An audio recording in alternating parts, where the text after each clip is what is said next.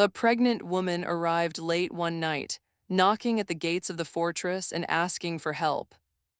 Even though everyone was afraid, the vampire king brought her inside and gave her shelter.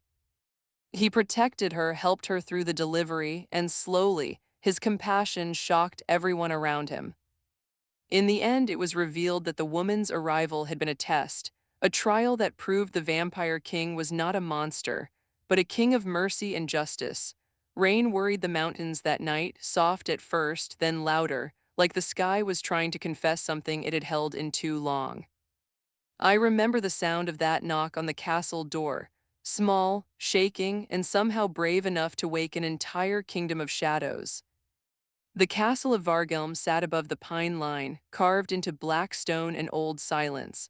Torches burned along its archway, their light trembling in the wind, painting the walls in moving gold.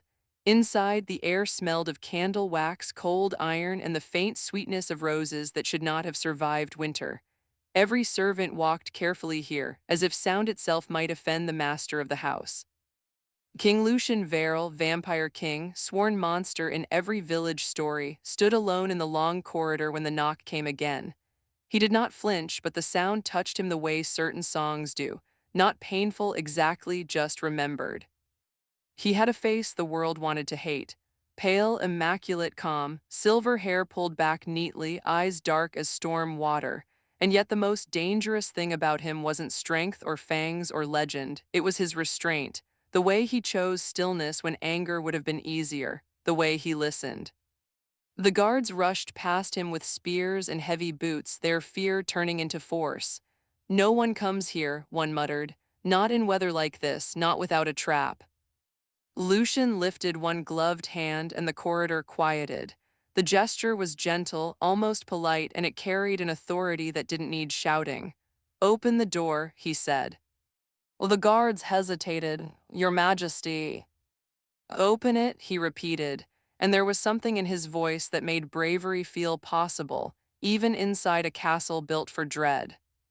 The iron locks groaned, the door swung inward, and the wind spilled in with rain and pine-scented cold.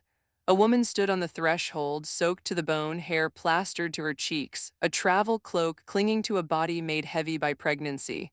One hand clutched the frame for balance, the other pressed against her belly as if protecting a secret. Her eyes met Lucian's, and she didn't scream. That alone struck the room into silence. "My name is Elara," she said, voice trembling from cold and exhaustion rather than fear. "I'm sorry, I know what you are, I know what they say." Her throat worked around the words and she swallowed hard. "But I have nowhere else left to go." The guards shifted, ready to drag her away, but Lucien didn't move. He watched her the way a person watches a candle in a dark room, carefully, as if one wrong breath could snuff it out. "You chose the worst door in the world," he said quietly. Alara's lips parted, and for a moment she looked like she might collapse right there. "No," she whispered, "I chose the only door that might open." Lucian's jaw tightened. It was small, so small most wouldn't notice, but it carried the weight of centuries. He knew the feeling of being turned away. He knew what it did to a person. The castle had been built to keep people out, but it had also been built to keep something in. "What are you running from?" he asked. Alara's gaze flicked toward the darkness behind her, beyond the torchlight, as if the forest itself had teeth. "Men," she said, "not monsters, men with clean hands and cruel laws." The guards scoffed, but the sound died when Elara shivered and her knees buckled. One of the guards reached for her arm, rough and impatient. Before he could touch her, Lucien stepped forward and caught her elbow, steadying her with surprising care. His gloves were cold, but his hold was not unkind. Elara flinched anyway, not from him, but from the idea of trusting anything in a place like this. Still, she didn't pull away. She just breathed, fast and shallow, trying to stay upright. Lucien looked down at her belly, then back at her face. Something flickered in his eyes, an old grief, carefully hidden, now disturbed by the simplest human need. "Oh, you're in pain," he said, more statement than question. Elara nodded, ashamed of it, as if needing help were a crime. I can't make it much farther." She swallowed again and her voice cracked. "Please, just for tonight." The corridor seemed to hold its breath. The guards stared at their king as if waiting for him to prove the stories true. Lucien could feel it, their fear, their expectations, their silent permission for him to become the villain they had already written. Instead, he loosened his grip so she wouldn't feel trapped. "Bring a room by the east hearth," he ordered, eyes never leaving Elara. "Warm blankets, water, no questions." One guard stepped forward, voice edged with panic. "Your Majesty, this could be a trick, a hunter's bait if she bleeds." Lucian's gaze snapped to him, not angry, but sharp enough to cut through nonsense. "Then we will not make her bleed," he said softly. The guard's mouth closed. Elara exhaled, a shaky sound that wasn't relief yet, just the first hint of it. "Thank you," she whispered, and her eyes glistened. "I didn't think you would." Lucien didn't answer right away. His attention drifted to a thin chain around her neck, half hidden beneath wet fabric.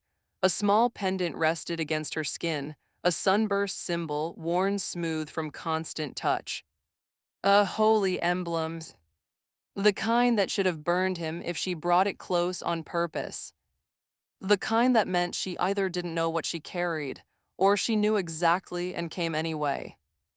Lucian's hand paused midair, hovering near her shoulder as he guided her inside. His breath stilled. For the first time that night, the Vampire King looked uncertain, not of danger, but of meaning.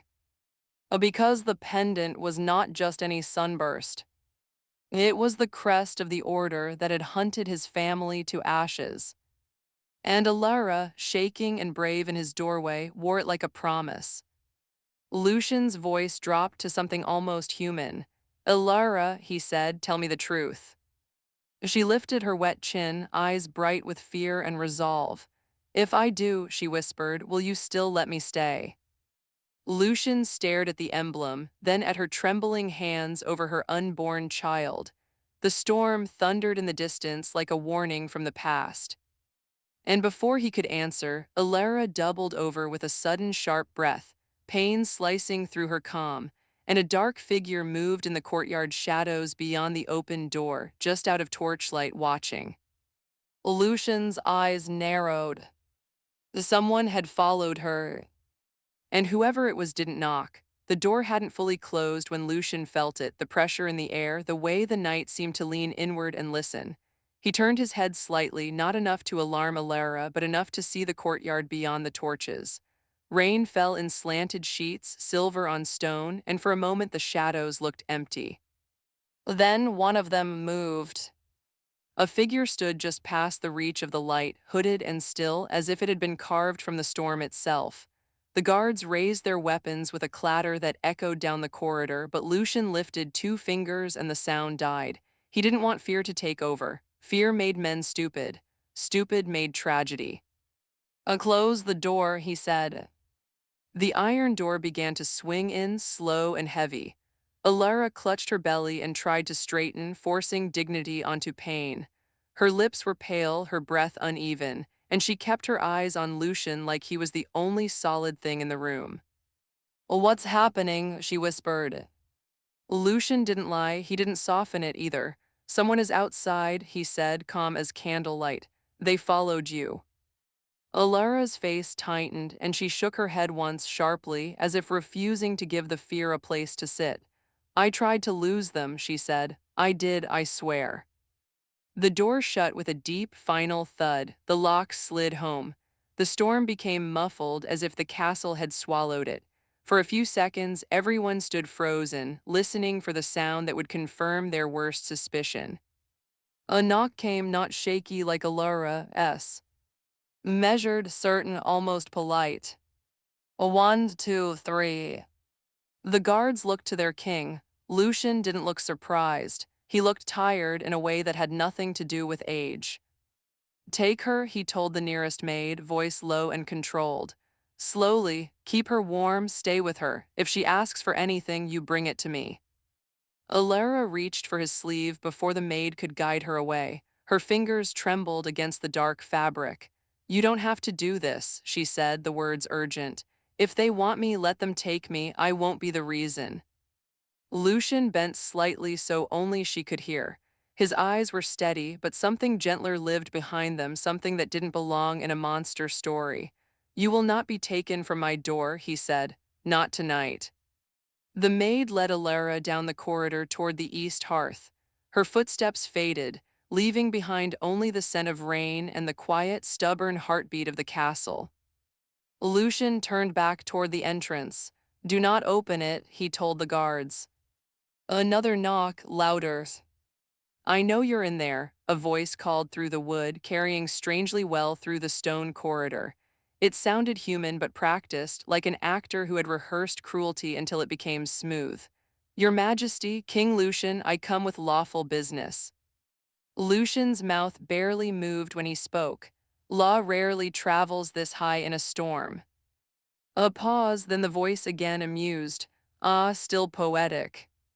Lucien walked closer to the door, each step measured, his cape whispering over the floor. A guard shifted anxiously. "Sire, this may be an envoy from the Order." Lucian's eyes flicked toward the guard, warning, not anger. "Lower your weapon," he said softly. "If you shake, you invite them to believe you." The guard obeyed, swallowing hard.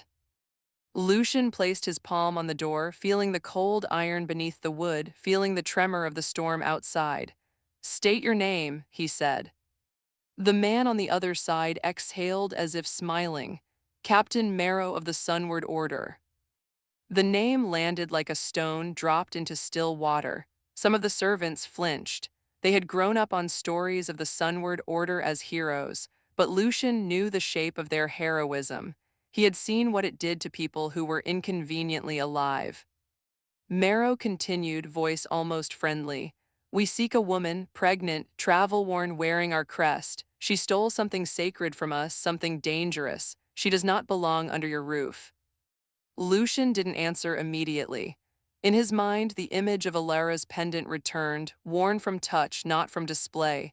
She had held it in fear or prayer, not pride, and she had still come here. "What did she steal?" Lucien asked. A beat of silence. Then Marrow said, "A relic, a small vial, old blood." The corridor felt colder. Even the torches seemed to dim in a nervous flicker. The guards exchanged glances. Blood meant power in every language, human, vampire, and the cruel dialect between. Lucian's voice remained even, but inside something tightened. "Old blood belongs to the dead." Marrow laughed softly.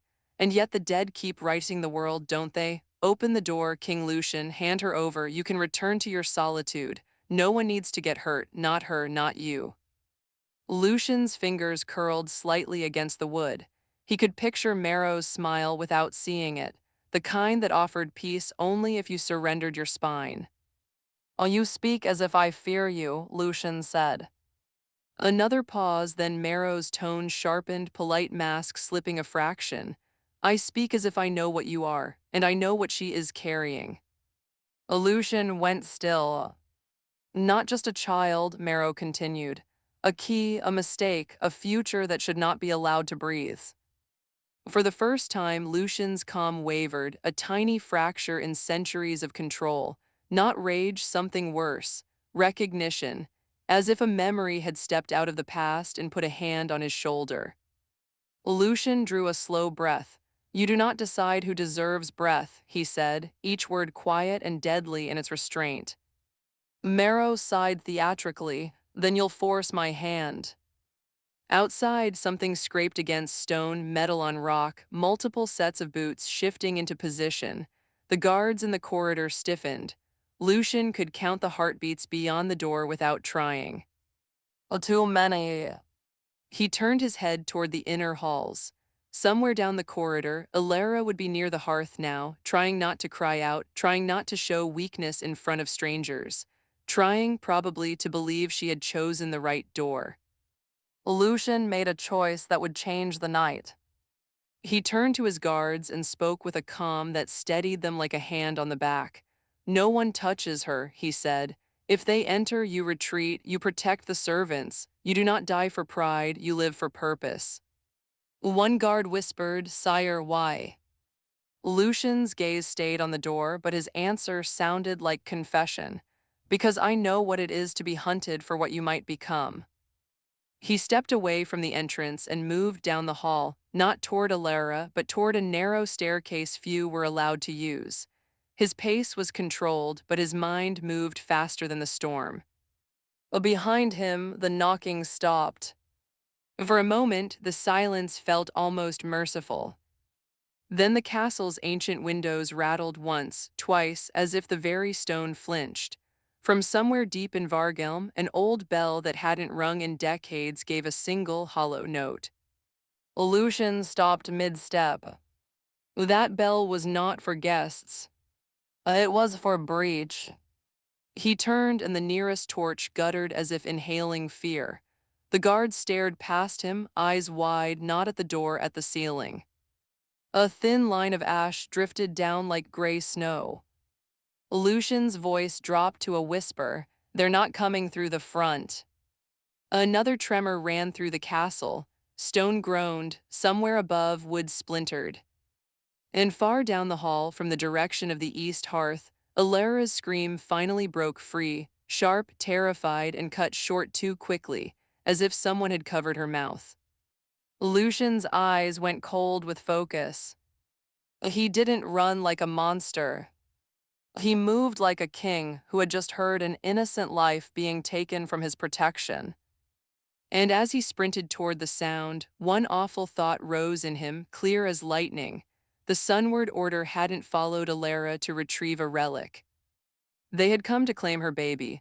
Lucien reached the east corridor just as the air changed, turning thick and smoky like a candle snuffed too close to your face. The warmth of the hearth should have wrapped the hall in comfort, but tonight it felt wrong, heat without safety, light without peace. A servant lay on the floor near the doorway, conscious but stunned, staring at the ceiling as if it had betrayed her. Her lips moved without sound. When Lucien knelt, she grabbed his sleeve with desperate fingers and finally managed a whisper. They came from above. Lucian's gaze lifted to the carved beams overhead. There, between the dark oak ribs of the ceiling, a hairline crack ran like a wound, dust drifting down in steady, quiet surrender. Someone had cut into the castle from the roof, not with brute force, with knowledge. The guards caught up breathless. Lucien stood, the calm in him sharpening into something almost serene. No shouting, he ordered. No chasing shadows, we move like one body, you protect the halls behind me. He pushed the door open. The room smelled of wet wool, herbs, and something faintly metallic from a spilled kettle.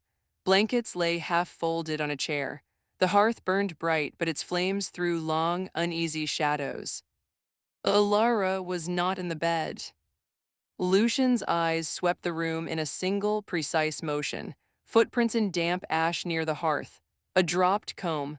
A curtain swaying slightly, as if a draft had passed through a place that should have been sealed.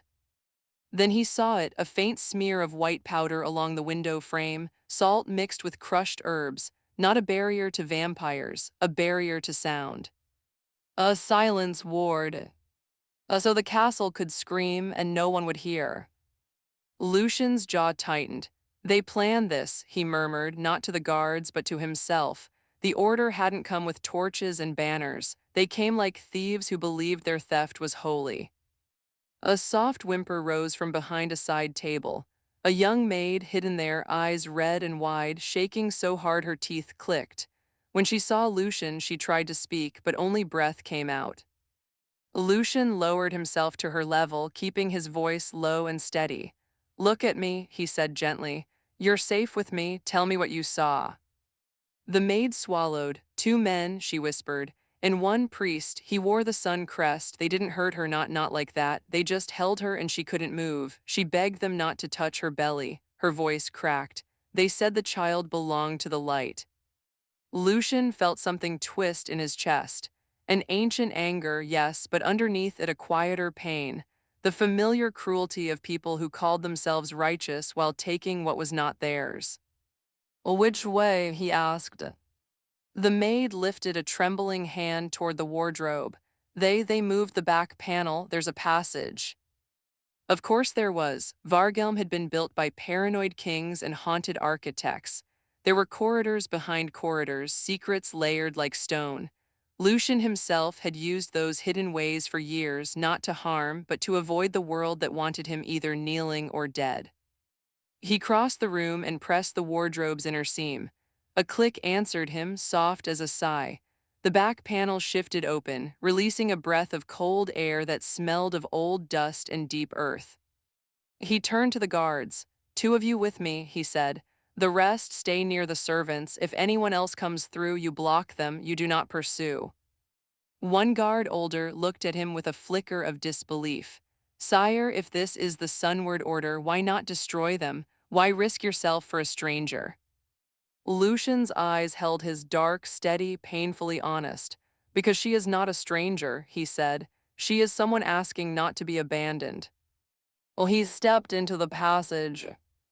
The tunnel was narrow, stone damp under his fingertips as he moved. Water dripped somewhere in the dark with steady patience. Torchlight from behind faded quickly, leaving only a thin glow that barely touched the walls. The two guards followed, their breathing loud in the confined space. Lucien listened past their fear. Beyond the tunnel, down deeper corridors, he could hear it. Hurried footsteps, a muffled sob, a strained whisper of prayer. "Elara." They weren't far. The passage opened into a wider underhall, an old service corridor lined with iron hooks and empty chains that no one used anymore. The floor was slick with moisture. Ahead, a lantern bobbed, casting weak light on moving figures. Lucien slowed. He didn't rush blindly. He watched, he measured. Three men, two in rough cloaks, one in brighter cloth marked with the sunburst crest. Between them, Elara stumbled, her arms pinned gently but firmly, as if they wanted to claim innocence while committing theft. Her mouth was gagged with a strip of cloth, but tears carved clean tracks through the grime on her cheeks. The priest spoke in a soft, confident tone. "It will be quick," he was saying, as if comforting himself. "We will take the child. The mother will live if she submits. This is mercy." Lucien stepped forward into the lantern's edge. "Mercy," he repeated, voice calm enough to freeze blood without spilling it. "You keep using that word as if it makes your hands clean." All three men snapped around. The lantern swung, throwing wild light across Lucien's face, catching the silver of his hair, the stillness in his posture. The guards behind him raised their weapons, but Lucien didn't. The priest recovered first. He lifted his chin with practiced courage. "Vampire King," he said, as if addressing a beast trained to obey, "stand aside, this matter does not concern you." Elara's eyes widened when she saw Lucien. She made a sound behind the gag, something between relief and terror. She shook her head, small and urgent, as if warning him away. Lucien's gaze softened at the sight of her fear, then hardened again at the men restraining her. "Untie her," he said. One of the cloaked men laughed, brittle and nervous. "Or what, Yule?" Lucien cut him off without raising his voice. "Untie her." The priest's fingers tightened around a small vial hanging at his belt. The glass caught the lantern light, a dark liquid within, thick as memory. "Do you recognize this?" the priest asked, lifting it slightly. "You should. It was taken from your line long ago, consecrated, changed. It burns what it touches." His smile was thin. "It will make you kneel." Lucien didn't flinch. "And you call yourselves light." The priest's eyes flicked to Elara, calculating. "She came to you," he said. "That was her mistake. She was supposed to bring the relic back to us, but she grew sentimental." His gaze sharpened. "Did you think she chose your door by chance?" Lucien looked at Elara. Her eyes were glossy with tears, and in them was something more complicated than fear, guilt, yes, but also desperation so raw it bordered on faith. He understood then she had been sent, maybe forced, maybe promised safety, maybe promised the child would be spared if she obeyed, but in the end, when it mattered, she had changed the ending. Lucien's voice was quiet. "Elara," he said, "why did you come here?" Elara tried to speak through the gag, shaking her head harder now, pleading with her eyes. One of the men holding her muttered, "She's not allowed to answer." Lucien took another step forward, hands open, showing he wasn't here to slaughter, he was here to protect. "You are in my castle," he told the priest. "You do not get to decide what she's allowed to do." The priest's expression twisted, annoyance first, then something like fear. He uncorked the vial with a sharp pop. The scent hit the corridor immediately. Old iron and incense, blood and smoke braided together. Even the guards behind Lucien recoiled. Lucien felt the relic's power like heat against skin that hadn't been warm in centuries. The priest raised it. "One drop," he warned, voice trembling despite his bravado, "and you will burn from the inside. Stand down." Lucian's eyes stayed on Elara. He could end this quickly if he gave in to what people believed he was. If he became the monster, the corridor would run silent and clean and justified. But Elara was watching him. The servants were watching him. Even the guards, men who feared him, were watching to see what kind of king he truly was. Lucien made a different choice. He stepped closer anyway. The priest's hand shook. "Stop." Lucien didn't. His voice was almost tender. "If you spill it," he said, "you will do it in front of a woman who is already suffering. You will do it in front of the child you claim to protect. Is that your light?" The priest hesitated, caught for one heartbeat in the mirror Lucien held up. In that heartbeat, Elara twisted her wrist just enough to slip her fingers free. She reached not for a weapon, but for the pendant at her throat. With a desperate motion, she snapped the chain and flung the sunburst crest onto the wet stone between them. It clattered, loud and final. Her eyes locked on the priest, and she shook her head again, this time not warning Lucien but rejecting the order. The priest's face went white with fury. "Traitor," he hissed. He lunged toward her, fast, reckless. And Lucien moved. Not with brutality, but with precision. He caught the priest's wrist before it reached Elara. The vial trembled, suspended inches from Lucien's chest, dark liquid swirling inside. The two cloaked men surged forward, panicked, trying to pull Elara away. One guard stepped in to block them, the other raised his spear, but Lucien barked, "No stabbing." The corridor became a storm of shoves and desperate grips, everyone trying not to turn rescue into ruin. Elara cried out behind the gag, twisting, fighting for breath, fighting for her baby. Lucien held the priest's wrist steady, the relic burning cold against his senses. The priest's eyes were wild now, stripped of holy theater. "You think kindness makes you strong?" he spat. "It makes you predictable." Then, with a sudden vicious twist, the priest slammed the vial against Lucien's forearm, trying to shatter it. The time slowed. Lucien felt the glass crack under pressure. He saw Elara's eyes widen in horror. He saw the dark liquid surge toward the fracture, ready to spill.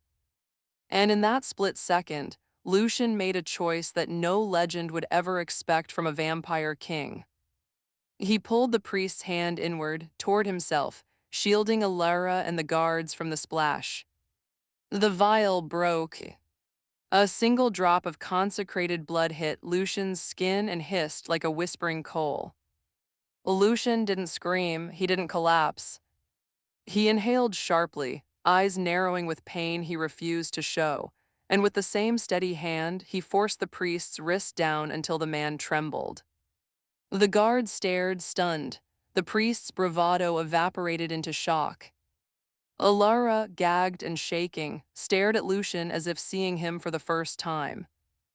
Because the monster in every story would have used her as a shield. Lucien used himself. He turned his head toward Elara, voice strained but gentle. "You're safe," he said, even as smoke curled faintly from beneath his glove. And from somewhere deeper in the tunnel, past the lantern light, past the struggle, another sound rose, low and unmistakable. A baby's heartbeat. Not yet born, but loud to Lucien's senses, pulsing like a second drum in the dark. His expression changed. Because that heartbeat didn't sound human. It sounded ancient. And the priest, staring at Lucien's smoking sleeve, whispered in sudden terror, "He can hear it. He can hear what she's carrying." Lucien tightened his grip, eyes fixed on Elara. "What is this child?" he demanded softly. Elara's tears spilled over and she shook her head, no longer in warning but in grief. And the castle's stones seemed to tremble, as if the unborn life had answered. The underhall felt smaller now, as if the stone itself had leaned in to hear Elara's answer. Lucien loosened the priest's wrist and with a controlled motion stripped the gag from Elara's mouth. She drew in air like someone surfacing after nearly drowning, one hand flying to her belly as another wave of pain rolled through her. "I didn't want it to be like this," she said, words tumbling out fast and broken. "They told me you would kill me. They told me you would smell the relic and turn cruel. They said the only way to keep my baby alive was to bring the vial here to bait you." Lucian's eyes flicked to the shattered glass, the single corrosive drop that still smoked faintly where it had kissed his glove. He flexed his fingers once as if testing his own restraint. "And when you arrived," he asked, voice low, "you chose not to bait me." Alara's throat tightened. "Because you didn't look at me like prey," she whispered. "You looked at me like someone." The priest spat a laugh that sounded more frightened than mocking. "Don't let her soften you, your majesty. She was ours. The child is ours. The prophecy is ours." He lifted his chin, trying to rebuild his courage out of pride. "That heart you hear, that's the reason we can't allow her to hide." Lucien turned his head slightly, listening again not to the men but to the rhythm within Elara. It was steady, stubborn, impossibly strong, like a candle refusing the wind. And beneath it, something older moved, not evil, not holy, simply powerful. "A prophecy," Lucien said, tasting the word like ash. Elara nodded, tears clinging to her lashes. "The order calls at the dawnchild," she said. "They believe my baby will end the night. They don't mean peace, they mean fire, they mean control." Her voice shook. "They want to raise my child into a weapon, and they promised me I'd be spared if I obeyed." One of the cloaked men shifted, uneasy. Even he looked unsettled, as if he had signed up for a mission and discovered it was a kidnapping. Lucian's gaze went to the priest. "So your mercy is stealing a baby before it takes its first breath." The priest's eyes flashed. "It's salvation." Lucien stepped closer until the lantern light sharpened the angles of his face. "Salvation without consent is just a prettier cage." For a moment, the priest looked ready to throw himself at Lucien again, but fear held him back, fear of what Lucien could do, and fear of what Lucien had chosen not to do. That restraint was unfamiliar territory for a man who had built his life on monsters behaving as expected. Lucien turned to his guards. "Bind them," he ordered, voice calm. "No cruelty, no revenge, just bind them." The guards hesitated, then moved. The two cloaked men surrendered quickly, their courage collapsing once they realized the king wasn't hunting them like animals. The priest fought, spitting prayers and threats, until Lucien simply placed a steady hand on his shoulder and said, almost gently, "Enough." The priest froze as if the word itself had weight. Elara swayed. The adrenaline that had kept her upright was fading, replaced by the hard, honest work of her body. She gripped the wall, breath shallow. "Lucien," she whispered, and the way she said his name held trust and terror together. "I think it's starting." Lucian's focus snapped to her. "Now," he asked. Elara nodded, face tightening. "I've been running for days. I tried to stop it. I tried to wait until I was safe." Her voice broke. "I don't know how to do this." The words landed like a blade, not because of fear of blood, but because of the kind of responsibility that doesn't allow you to hide behind legend. Lucien glanced down the corridor toward the castle above. He could hear boots, distant shouts, more of the order, searching through the outer halls, testing doors, probing weaknesses. The breach at the roof wasn't a single strike. It was a campaign. He looked back at Elara, then at the bound men, then at the guards. "Take them to the lower cells," Lucien told his men. "Lock them, and hear me, if the order tries to bargain with you, you do not answer, you send them to me." One guard swallowed, and her sire.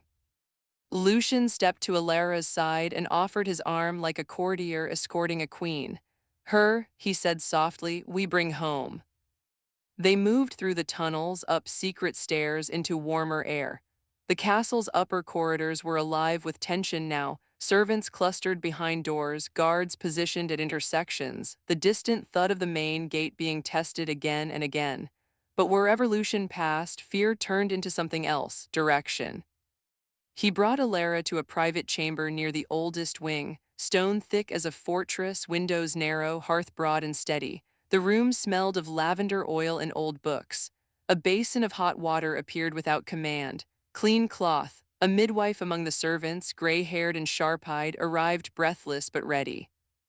Lucien stood at the threshold, then stopped, as if unsure whether his presence would help or harm. Elara reached for him, fingers closing on his sleeve. "Don't leave," she whispered. The midwife looked at the king with a hard practicality. "If you can keep the walls standing and her mind steady," she said, "then stay. If you can't, go guard the door." Lucien's gaze held Elara's. "I can do both," he said quietly. Minutes stretched, then hours maybe. Time in a stormy castle becomes a strange thing, measured in breaths and footsteps and the crackle of fire. Elara cried out, then apologized, then cried out again. The midwife anchored her with simple instructions and steady hands. Lucien remained near the door, not staring, not hovering, just present, like a promise you could lean on. Outside, the castle trembled with distant impacts. The order was persistent. They were cutting off escape routes, surrounding Varghelm with men who believed they were righteous enough to take anything. A guard rushed in at one point, face pale. "Sire, Captain Marrow is demanding you surrender the woman. He says he'll burn the outer villages if you refuse." Lucien's eyes went dangerously still. He didn't rage, he didn't shout, he simply said, "Tell Marrow that threatening innocence is not light, it's cowardice wearing a uniform." The guard hesitated, "And if he does it anyway?" Lucien's voice dropped. "Then I will stop him, but I will not trade a mother's life for a liar's promise." The guard left shaken, because he had expected a monster's answer and received a king's. Elara's labor intensified. Her fingers clamped around Lucien's sleeve until his fabric creased under her grip. Sweat dampened her temples, tears came and went. The midwife murmured encouragement, grounding her with small truths. "Breathe, hold on, you're stronger than you think." Then Elara looked at Lucien, eyes wide with a new kind of fear. "If they take the baby," she gasped, "they'll teach them to hate you. They'll teach them to hate themselves." Lucien stepped closer, careful, voice gentle. "Then they won't take the baby," he said. Elara's lip trembled. "How can you promise that?" Lucien's eyes softened, and for a heartbeat he looked less like a legend and more like someone who had been lonely for too long. "Because," he said, "I know what it is to be raised inside someone else's fear." A roar shook the castle, distant, muffled but real. The chandelier trembled. Dust fell from the ceiling in fine threads. The midwife's head snapped up. That sounded close. Another impact, nearer, then another. Lucien moved to the door. He placed his palm on the wood, listening beyond it. Voices, boots, metal, Captain Marrow pushing deeper into the castle. Lucien's jaw tightened. He turned back to Elara and the midwife, voice controlled but urgent. "If anything happens," he told them, "you go through the panel behind the tapestry, down the servant stair. It leads to the chapel ruins. You will not stop to argue."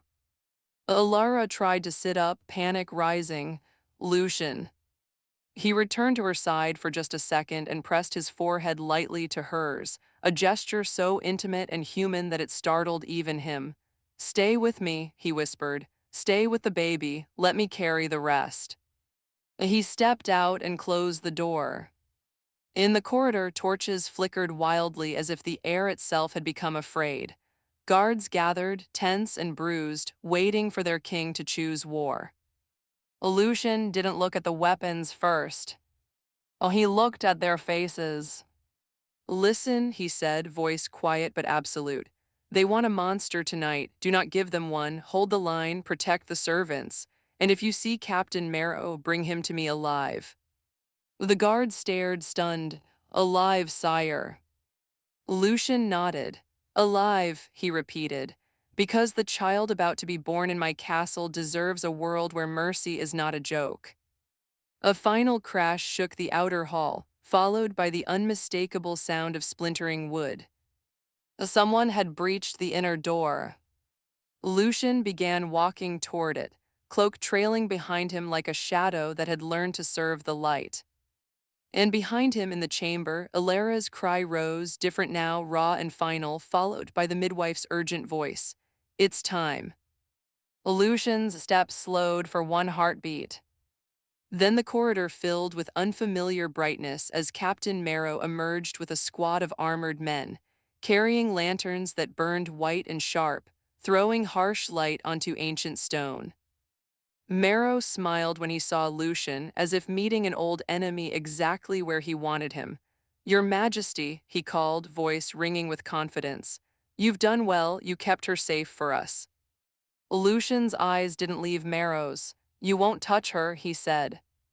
Marrow lifted his hand, and one of his men produced another vial, larger than the first, sealed with gold wire. "Then you'll watch," Marrow said softly, "while your castle becomes a grave of shadows." Lucien felt the castle's fear ripple through the stones. He felt the guards behind him steady, waiting for his command. He felt, through walls and distance, the child's heartbeat rising, faster now, coming. And he realized the Order wasn't only here to steal a baby. They were here to force a choice: surrender Elara or let innocence burn. Lucien took a slow breath, shoulders settling, voice lowering into a vow. "Then I will choose a third thing," he said. Marrow's smile faltered. "There is no third." Lucien stepped forward into the harsh lantern light, alone, hands empty. And the moment he did, the midwife's shout echoed from the chamber behind him, bright with shock and awe. "Oh, the baby!" Her words broke off, swallowed by another violent tremor of the castle. Lucien didn't turn around. But his eyes changed, as if he had felt the exact instant a new life entered the world.